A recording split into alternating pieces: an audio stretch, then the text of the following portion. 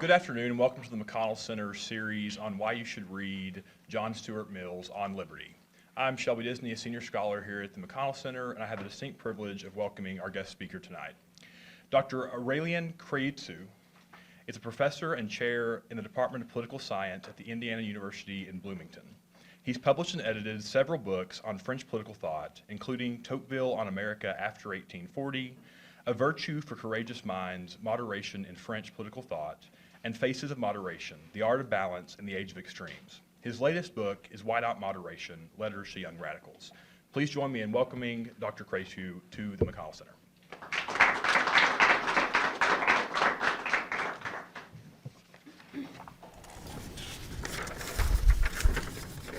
Good evening. It's a pleasure to be with you this evening here, all the more since I was here at the beginning of the year in another setting to discuss precisely my latest book about letters to young radicals. I didn't find any young radicals here, but maybe I'll find tonight. So the topic for today is John Stuart Mill's On Liberty. I will use a light PowerPoint presentation and I'll make a few comments, and I look forward to the conversation that will follow the usual lecture. I don't expect many of you to have read much of Mill before tonight. You may have read some of his works. But I would like to say a few things about his life and works as an introduction to the main ideas of the work, and put perhaps some of the ideas of Mill in dialogue with two of his predecessors and one of his contemporaries, Rousseau and Tocqueville. So let's start with a few details about his life. The dates that we have here on the screen, 1806, 1873, are interesting for several reasons. This is the height of the Victorian age in 19th century Britain. Britain was at the height of its power when John Stuart Mill was born and was educated. And he became quickly one of the best known intellectual figures of the 19th century. So he is today considered one of the patron saints of what we call today liberalism or liberal political thought. In this country, he has been revered, strangely perhaps, but understandably as well, by civil libertarians, those who argue for a minimal intervention of the state. But in England, he was also the hero of Margaret Thatcher, the former Prime Minister of the United Kingdom, in the 1980s. The most important work for which he was revered, of course, is On Liberty, which was published in 1859. And of course, this was a work at the heart of which lies the idea that individual liberty must be protected against all forms of interference. And that interference can come from different quarters. It can come from the government, and that's our obsession today, but it can come from other quarters such as peer pressure, public opinion, and society at large. Mill's as a character is interesting, perhaps because he had a tyrannical father, James Mill. James Mill was an intellectual himself, a distinguished philosopher and social reformer, and he was a tyrant at home. He subjected John Stuart Mill to a very strict education, so that by the age of 6, the young John Stuart Mill was able to read ancient Greek and Latin and read Plato's dialogue in the original. You can easily guess what happened at a certain point in his intellectual development.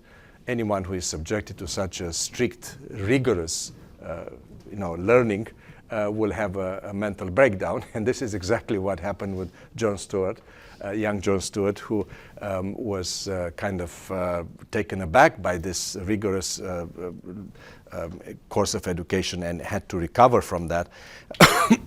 He was influenced in his youth by the ideas of Jeremy Bentham. Bentham was an important figure in 19th century England, a philosopher and a social reformer who came up with the idea that the most important criterion for political reform should be the promotion of happiness, the increase of pleasure, and the reduction of pain. So there was a so-called felicific calculus that, in his view, all social reformers ought to pursue in order to figure out whether the reforms would be acceptable or not. Interestingly, during his career, the young John Stuart came to the conclusion that as important as the ideas of Bentham on social reform might have been, so the idea of that utility is a fundamental principle of social action, Bentham had ignored the importance of emotions, importance of private and individual life, and that's why he became very interested in the authors that emphasize precisely the role of emotions, traditions, and so forth in life. And this is how he came in contact with the literature of Samuel Coleridge, who was a conservative this time, and was very taken by Coleridge's views on loyalty. And he came to believe that the calculation that is based on self-interest and utilitarian calculations was in the end unsatisfactory. And Mill also had a long conversation with Alexis de Tocqueville. They exchanged, I think, about 25, 30 letters between 1840s and 1859 when Tocqueville passed away. And I know that Mill sent to Tocqueville a signed copy of On Liberty in 1859. Tocqueville never read it fully because he was on his last leg, but he received the book. So what I wanted to point out is that here we have a very complex individual who lived a full 19th century life and developed a number of works that I will comment in a moment. I want to point out before we move on to the larger works that Mill developed his views over time. He changed. For him, consistency was not a virtue. He was able to adjust, to learn, to discard ideas.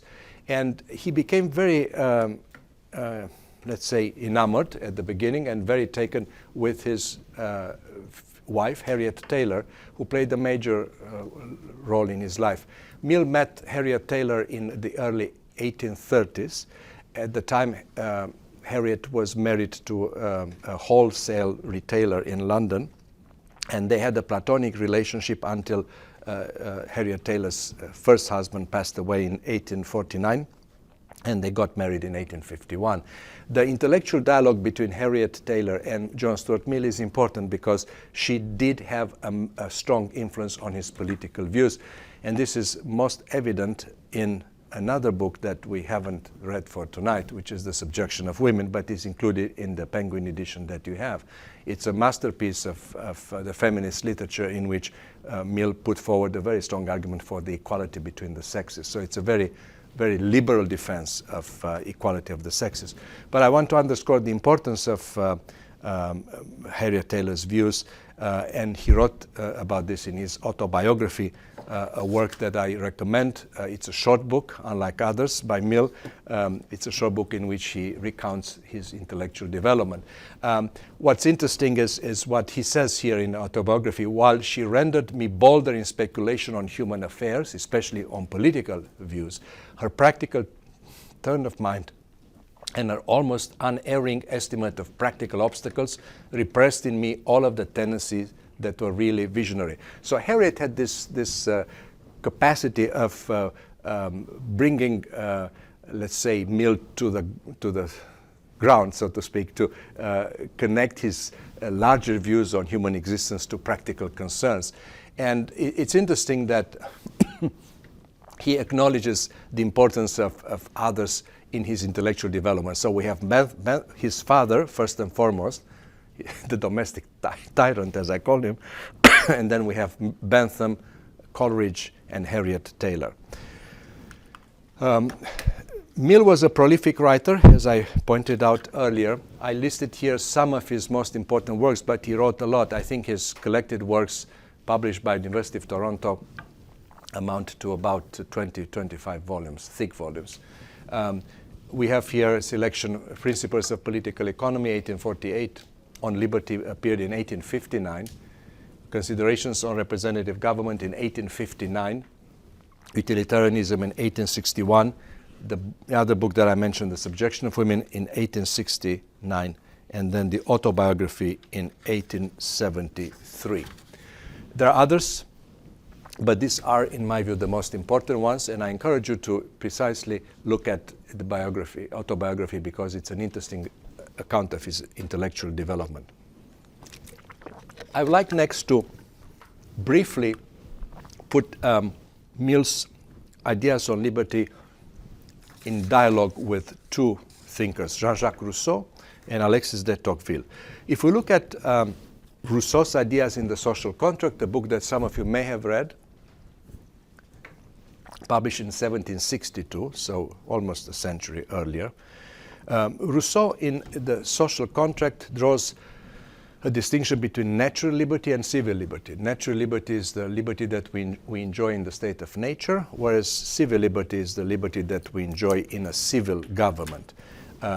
To gain civil liberty, one has to give up natural liberty and be subject to the laws that one has prescribed to oneself. So that's the distinction between civil and natural liberty. For Rousseau, you cannot be free in the natural state. You need to enter a social contract, you need to consent to this social contract and to consent to obey the laws that each of us has agreed to obey. For Rousseau, to be free means to be equal under the law and obey the general will. This is perhaps the most elusive concept in Rousseau's work, but for him, one cannot be free unless one is subject to the general will. The general will is something mysterious, is the will that wills what's common, what's in our common interest. It doesn't favor any particular group in society. It's what we all have in common, and this is, I think, a fair representation of what the general will seeks to achieve. Rousseau thought that in order to be free, one has to politically be involved in the management of civil affairs. So direct democracy was a prerequisite for liberty for Jean-Jacques Rousseau. The minute we elect representatives, Rousseau said, we give up our liberty, we became slaves. We are free only for 1 second when we cast our vote. But when we allow others to represent our will, we surrender our liberty. So no wonder that he did not like intermediary associations. He believed that society, the minute it allows intermediary associations to represent us, our interests, becomes a form of a tyrant. So we lose our liberty. This is Jean-Jacques Rousseau in The Social Contract. Let's take a look at Tocqueville's Democracy in America. So this is a contemporary of Mill, 1835, 1840. So for Tocqueville, to be free means what I pointed out on the screen here, means to be able to self-govern oneself, means to be part of a civil or political association. And for Tocqueville, liberty could not exist in a context in which power is centralized. Decentralization was essential to liberty, according to Tocqueville. That's why he emphasized the importance of civil society. For Rousseau, the presence of those organizations was a sign that there was something wrong with society, therefore we could not be free. For Tocqueville, it's the opposite. The more associations we have, the more free we can become. Tocqueville also drew our attention to two factors that are connected to John Stuart Mill. One is the tyranny of majority, which is the topic that he writes about in Volume 1 of Democracy in America, which was published in 2 volumes, Volume 1, 35, Volume 2, 1840. And then at the end of Volume 2, the so-called democratic or soft despotism. These two concepts, the tyranny of majority and the democratic soft despotisms, are connected to each other. They are different at the end of the day. I don't want to go into too much details. We can discuss them in the question and answers at the end. But this is the view of liberty put forward by Tocqueville. In order to be free, you need to be able to self-govern yourself, to be part of civil and political associations, to live in a context where power is decentralized, and be part of civil society. Now, what are the obstacles to liberty according to these two authors? Now, for Rousseau, in The Social Contract, the obstacles to liberties are many. If we have factions, parties, for example, in society, they pose a threat to our liberty. Selfishness, excessive attachment to our natural liberty or to private property, apathy, corruption of morals, luxury or excessive materialism, all these are obstacles to liberty. If you have any of these, then you will have hard time being free or maintaining your freedom. For Tocqueville in Democracy in America, the most important obstacles to liberty were individualism, apathy, tyranny of majority, and soft despotism. Soft despotism is a form of despotism, according to Tocqueville, that doesn't limit our movement, doesn't strike the body, it strikes the mind. It makes us obedient members of a herd. We are like sheep. We like to be fed, we like to be led, so that we do not think. And that was the fear that Tocqueville had in 1840. It's time to move on to look at what makes John Stuart Mill work so original in this context. Of course, he will provide a set of different answers than Jean-Jacques Rousseau, almost the opposite of Rousseau. That's why I wanted to introduce Rousseau's ideas at the beginning. But there will be an overlap with Tocqueville's ideas because they were contemporaries, and as I said, they exchanged some important letters. So there's been a huge literature on liberty in English. And as George Kateb, who happens to have been my doctoral dissertation advisor, once said, there is no book in English like On Liberty. And there are many reasons for that. First of all, this is a book that puts forward a very strong argument for liberty that has influenced a wide range of political actors, from libertarians to conservatives and liberals. So in a way, it's a very eclectic defense of liberty. It speaks to different political constituencies. You don't have to be a libertarian to like the book only. You could be a conservative or a liberal or a feminist for that matter. The book also, as I mentioned earlier, is the product of two minds. Of course, John Stuart Mill wrote it, but Harriet Taylor also had a say in the writing of the book. So the book reflects both Mill's and Taylor's views. The interesting thing that I like most about the book is that it displeased everyone at the time of the writings. So Mill's views were seen as too conservative by the liberals of his times and too liberal by the conservatives. So he had critics on all sides of the spectrum, and I think that's interesting to mention. I think for us today, the most relevant aspect of the book has to do with the fact that Mill highlighted and put a new tyranny on trial, and that is the tyranny of public opinion over minorities of all kinds. This was not something that was prevalent at the time. People were not talking about the danger of public opinion as much. They were concerned with despotism, the despotism of someone who exercises power in a despotic, absolute manner. That could have been the Louis XIV in France or Napoleon, who was seen as a despot. So this is, I think, one of the most original aspects of the book, that he manages to call our attention to the rise of a new danger, which is that posed by public opinion, by society. Also in this book, we have a strong defense of individuality and eccentricity as intrinsic goods to liberty. In other words, it's good to be eccentric, it's good to be exotic, it's good to be unconventional. And I think this praise of individuality and eccentricity, I think, is unique to the book. And finally, if you wish, the book is a manifesto of sorts that sketches the ideal of a free society that we may use today as a benchmark to assess where are we today in our society.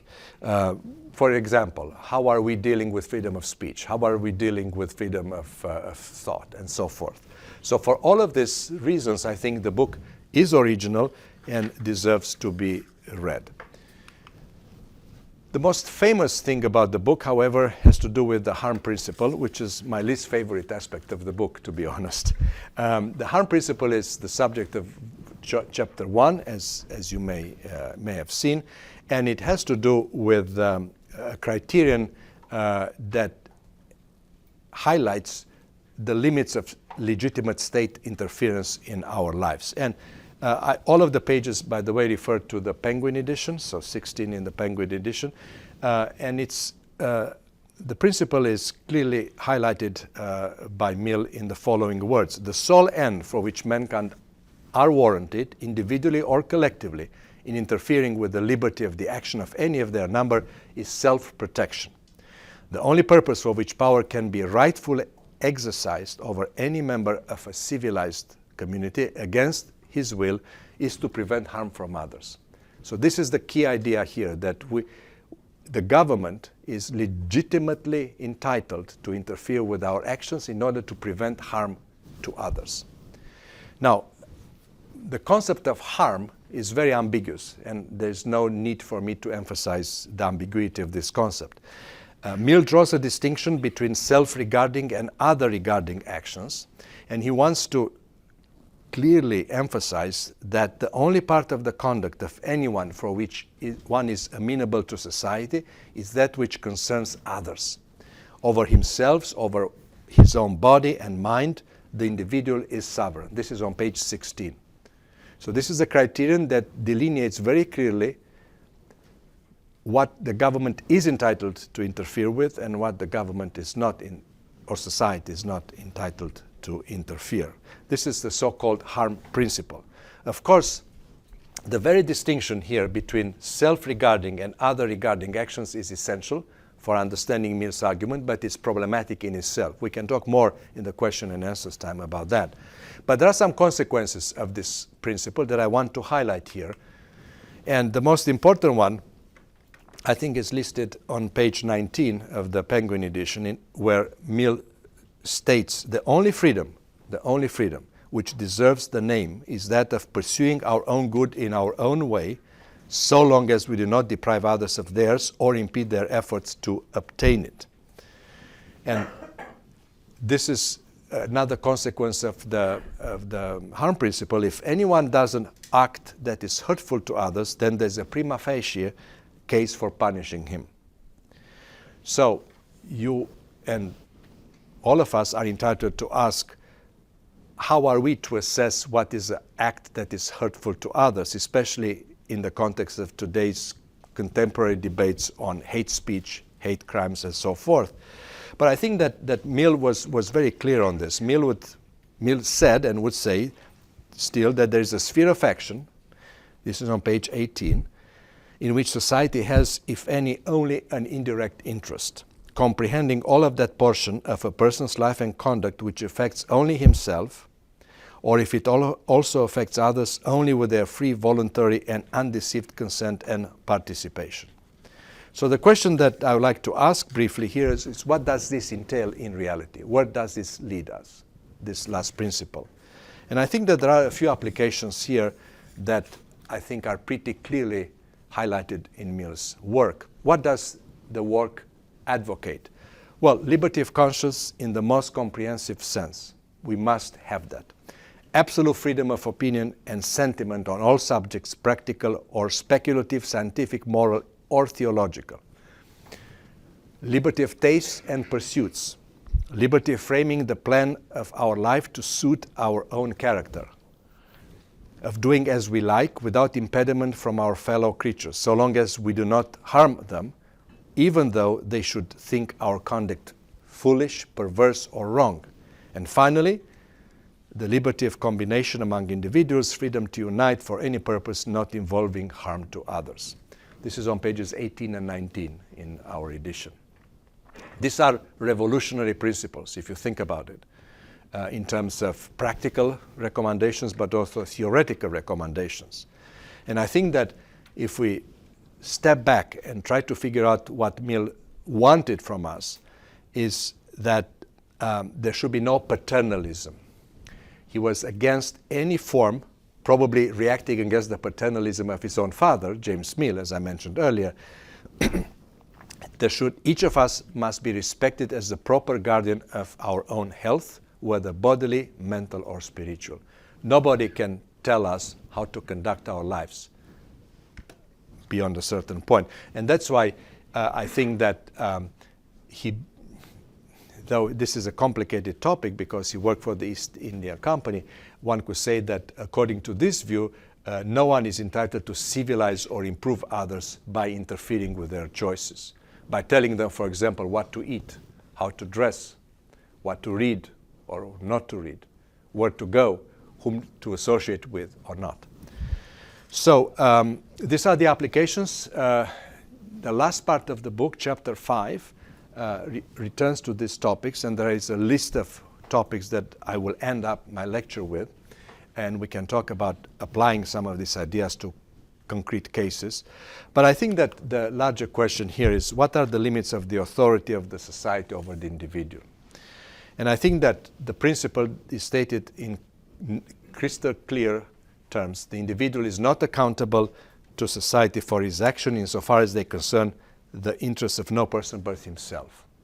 Of course, this has to be connected with the harm principle, that our actions should not harm others. So the main question then is, how much of human life should be left to individuals and how much should be regulated by society? And this is the question that is relevant for us today, right? How much ought to be subject to social regulation and how much should be left alone? Now, Mill had a lot to say about objections to government interference. And this is a topic that we're all concerned with today. We talk a lot about big or small government, deep state or not so deep state. The topic is present in all of our debates today. And I think that Mill's objections to government interference are relevant to a great extent for us today. This, I think, is the most important thing, that most of the time the things that the government ought or wants to take over are likely to be done better by individuals than by the government. Individuals learn by doing. Even if they make mistakes, it is desirable, he says, that those things should be done by individuals as means of their own mental education. So yes, people make mistakes. We are not experts in many things that we are required to perform in our daily lives, but it's a form of mental education. We learn by doing, error and improvement. The other objection that Mill had to government interference is that it adds unnecessarily to the power of the government. One sphere of action that is delegated to the government is never taken back by individuals. Usually you have to admit that it's always going to be in the hands of government. And finally, of course, the argument is that it adds to the power of bureaucracy. And this is a topic that appears on pages 125, 126. You can follow his reasoning better. It seems to me that all of these objections are still relevant for us today. And I think that Mill's conclusion is perhaps the most timely for us today. The absorption of all of the principal ability of the country into the governing body is fatal, he writes on page 127. So he wants the energies of the country to be decentralized, to be disseminated through the social body. He doesn't want one central focus from where power ought to be disseminated into society. Now, this is, of course, easier said than done. It looks nice on paper. It's very difficult to achieve some of this in practice. So Mill asks this simple question that I would like to invite you to ask yourself. What prevents us from being free?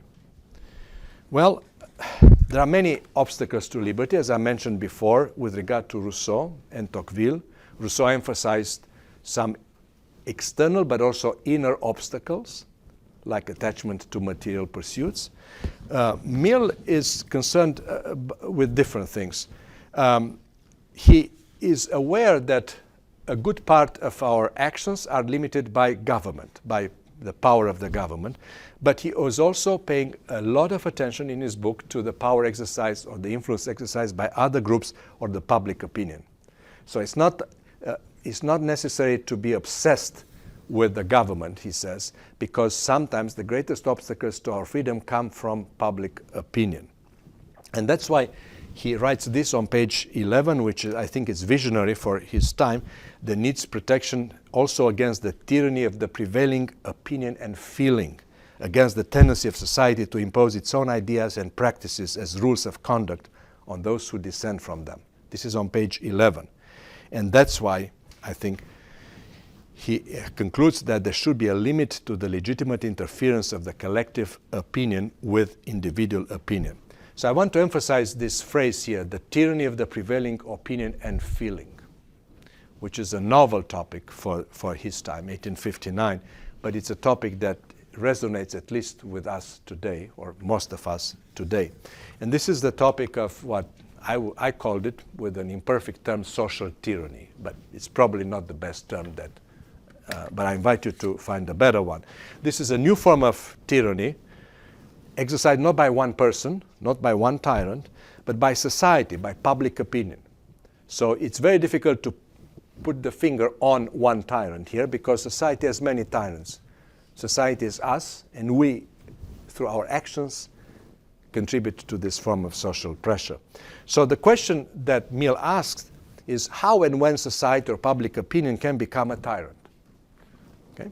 And what does this actually mean? Of course, we know the answer today. We've seen this. We live through the cancel culture today on both sides of the political spectrum. So the answer is very simple. There is an increasing inclination to stretch unduly the power of society over the individual, both by the force of opinion and by that of legislation. So we need to ask ourselves, given this, how can we fight against the tendency to strengthen society and diminish the power of one individual? And this is his obsession in 1859 when he writes the book. Remember, it's the Victorian age, what he calls the despotism of custom, the tyranny of tradition. He is concerned that those would impede individual choice and individual freedom. So how can we fight against this? Well, Mill has a few answers in this book, and this is what makes this book so relevant for us today. First, he says, freedom of thought and expression. Freedom of thought and expression. And I invite you to look in the book on pages 23 to 26, and you find all of these arguments nicely laid out. And I'm going to summarize his argument here for the sake of the conversation. It is important, first, not to silence any opinion in society. He's radical. Not silence any opinion in society. And the answer to the question why is given by Mill in the following pages. First of all, there's no such thing as absolute certainty on any political, social, and even moral, with some exception, of course, moral issue. We can never be sure that the opinion we're endeavoring to stifle is a false opinion. There's a kernel of truth in most positions, so if we try to stifle that opinion, then, he says, we assume that we are infallible, that we know the truth, that we are in possession of the absolute truth, and therefore we place ourselves in a position that is not appropriate to us, a position of God, so to speak. And the danger that arises from this is that of intolerance. And he talks about social intolerance on page 39. Public opinion tends to root out opinions, induces people to disguise them or to abstain from any effort for their diffusion. This is a topic that has come back in the conversation that I've had with my students at Indiana University. I asked my students whether they self-censor themselves. Self-censorship has become quite a common practice on our campuses because people do not feel comfortable sharing their views for fear of being reprimanded or punished. The danger of intolerance. Also, interestingly, Mill says that it is certain that many of our current opinions will be rejected by future ages. Okay, so that's why we need the freedom of exchange, freedom of thought and expression in order to root out all of these wrong views or partial truth. So the question that he asked, and I would invite you to think about is, okay, this all sounds good, but what do we gain by keeping our minds open to freedom of expression, to taking into account all of these points of view? Well, it's not easy. Listening to views with which we do not agree or we find distasteful is an unpleasant experience. And I'm pretty sure you've encountered that experience. And I think that Mill would say only this, that all we can do is to keep our minds open by making assumptions about things, trying to test them, refute them when it's appropriate, and be open to criticism. And we need to always look for a balance. He calls it a balance between conflicting reasons because truth, he writes, depends on this balance. So I'd like to take a closer look at what he means by that. So one of the things that he says is that freedom of thought and expression is a safeguard against infallibility. To consider ourselves as infallible authorities is the greatest danger for Mill. And he writes this: while everyone knows himself to be infallible, few think it necessary to take precautions against their own fallibility, or admit the supposition that any opinion of which they feel very certain may be one of the examples of error to which they acknowledge themselves to be liable. This is 19th century prose. As you can see, it's not easy to make sense of it at times, but the idea is pretty simple. It's only through conjectures and refutation that we can take measures against our propensity to error. Okay? And he praises here the steady habit of correcting and completing our views and opinions by collecting it with those of others. This is the only stable foundation for a just reliance on it. And what's interesting is what he has to say about viewpoint diversity. This is a phrase that is a catchphrase in many quarters today, viewpoint diversity. I particularly like it, but I'm also aware of its dangers. Is it a good in itself? Mill says yes, it is a good in itself, but the question is why? Well, the best answer is that we live in a world of fractional truth. This is Mill's own sentence. Fractional truth, partial truth. Today we call it fake news, alternative reality, you name it. For Mill, this was a real issue because no one has access to the full truth. And that's why he says, he who only knows his own side of the case knows little of that. His reasons may be good, this is on page 44, and no one may have been able to refute them. But if he's equally unable to refute the reasons of on the opposite side, if he does not so much as know what they are, he has no ground for preferring either opinion. So what he recommends here is something that is very valuable for us today, I think. We need to throw ourselves into the mental position of those who think differently from us and consider what such persons have to say from their own point of view. Okay? And this is also a way to test the strength of our own views by collating them with those of our sharp opponents. And Mill makes this beautiful plea for a diversity of opinion, and he has to say that this is the only way. He says that this is the only way in which truth we may come closer to truth. So viewpoint diversity sounds good on paper. It's very difficult to practice it. Most of us tend to be self-assured of our own views. We like to live in echo chambers, to talk to people of our own views, and we rarely test ourselves against those. So the challenges that we're facing today, and I speak from my own perspective here, but I'm pretty sure some of you have experienced the same, is intolerance, self-righteousness, conformism, arrogance, and yes, mediocrity. Mediocrity of exchanges, mediocrity of ideas, and so forth. So I'd like to invite Dr. Mill, I'd like to page Dr. Mill and ask him for some medication here. What would be his suggestions? So his remedies are many in the book, and that's why I like the book and I like to teach the book, because he gives us some hope that our challenges here can be addressed in a thoughtful way. So the first one is to avoid bubbles and echo chambers. I asked Dr. Gregg to circulate the Murray bubble quiz, and I'm curious to see what scores you got, and if you are curious, I'll tell you my own score, but only at the end. So one of the things we need to do is to avoid bubbles and echo chambers. We live in bubbles and echo chambers, and we must fight against their temptation. It's very comfortable, it's safe, it's a safe space, but Mill would say, forget about them. You need to confront your views with those of strong opponents, strong critics. Okay? And remember, he did like Bentham. Bentham's ideas were close to his own intellectual development, but he was also attracted to those of Coleridge from the conservative point of view. So How are we to do this? Well, strong controversies and sharp opponents. Intelligent disagreement, Mill believed, and I believe that today as well, is the lifeblood of any thriving society.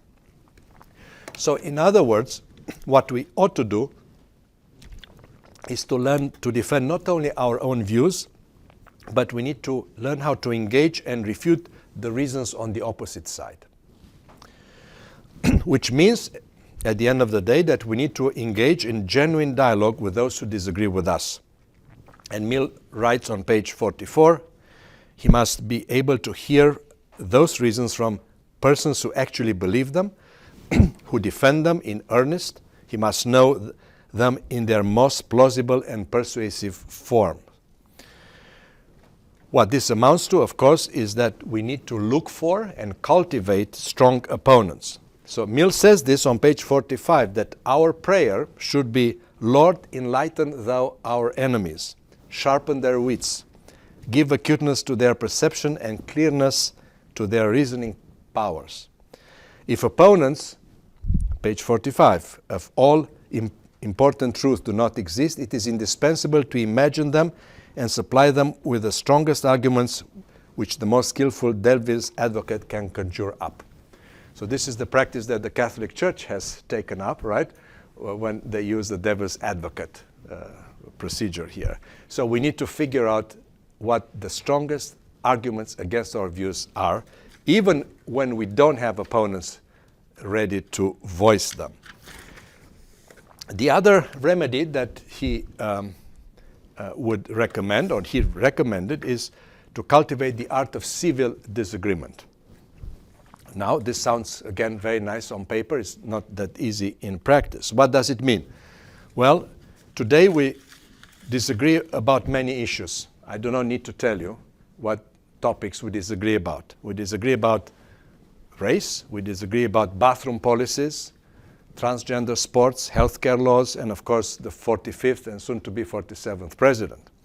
We express our disagreements in radio and TV rants, street and campus protests, and personal conversations that have become increasingly unpleasant.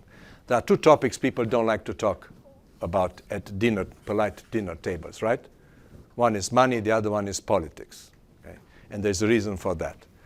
My own family may provide some examples of that. So the polarization that we're all facing today is multifarious. There's geographic polarization, the two coasts and the flyover country. This is what we are called here, right? The flyover country, unfortunately. There's digital polarization and personal polarization.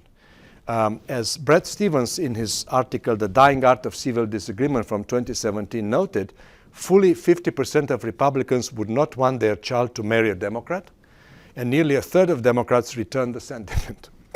Inter-party marriage has taken the place of interracial marriage as a family taboo. So this is a serious issue. Can the art of civil disagreement help us? Well, Mill's, again, suggestions may be useful. First, we need to learn to debate well. When we debate, we shouldn't try to force upon our opponents our truth and not listen to what they have to say. The gravest sin, he writes on page 61, is to argue sophistically, to suppress facts or arguments, to mistake the elements of the case, or misrepresent the opposite opinion.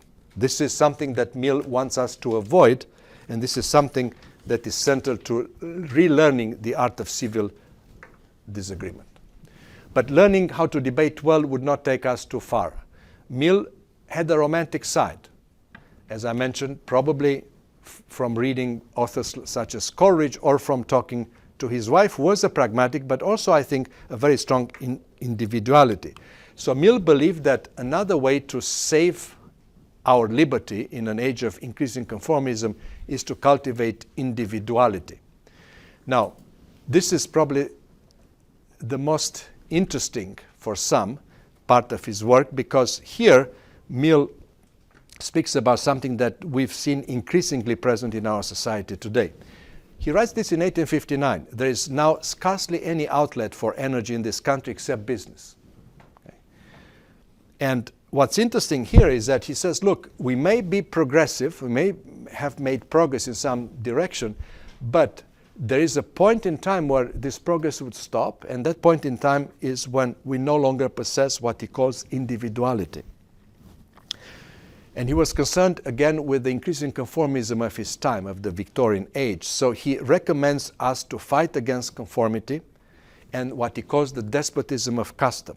The despotism of custom is everywhere the standing hindrance to human advancements, he writes on page 80. So this praise of individuality goes hand in hand with his praise of eccentricity. Again, he's concerned with mediocrity. He's one of the few political theorists that I know of, along with Tocqueville, who is concerned about the leveling aspects of democracy. Democracy levels, makes us all alike. The general tendency is to render mediocrity the ascendant power among mankind. And then he laments this, that so few of us dare to be eccentric marks the chief danger of our time. So the prescription that he offers here is be eccentric, don't be conformist, be original. Originality is valuable. There are few original characters in our age, he writes, and those few are the salt of the earth. And then he says this, which I think is always inspiring. In this age, the mere example of nonconformity, the mere refusal to bend the knee to custom, is itself a service. So his conception of individuality is something that I would like to end with, because I think that this is something that can inspire us today in an age of increasing conformism and leveling.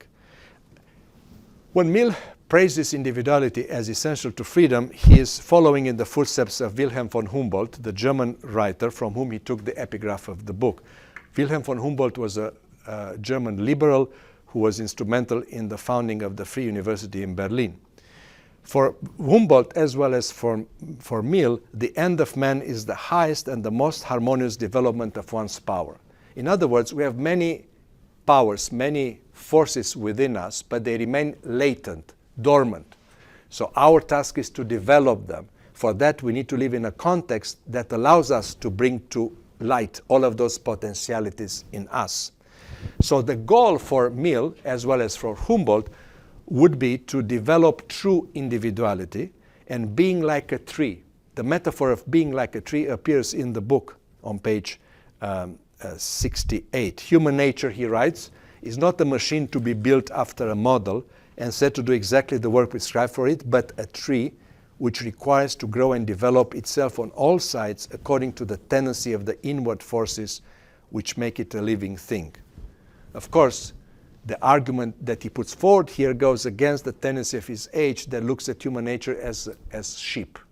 Human nature as sheep. Human beings are like sheep, herds, conformist herds. So Mill ends his book by reminding us that it is really of importance not only what we do, but also the manner in which we are doing certain things. The worth of a state, he concludes the book on page 129, in the long run is the worth of the individual composing it. With small men, no great things can really be accomplished. With small men and women, no great things can really be accomplished. I would like to end with these inspiring words and let you think about the implications of these ideas written by a 19th century liberal who lived in a different age, in a different context, and had a different set of experiences. But I think that this praise of individuality is something that we should look at carefully, because it can inspire us to fight to preserve our liberty and develop our own potentialities in an age of increasing conformism. Thank you very much.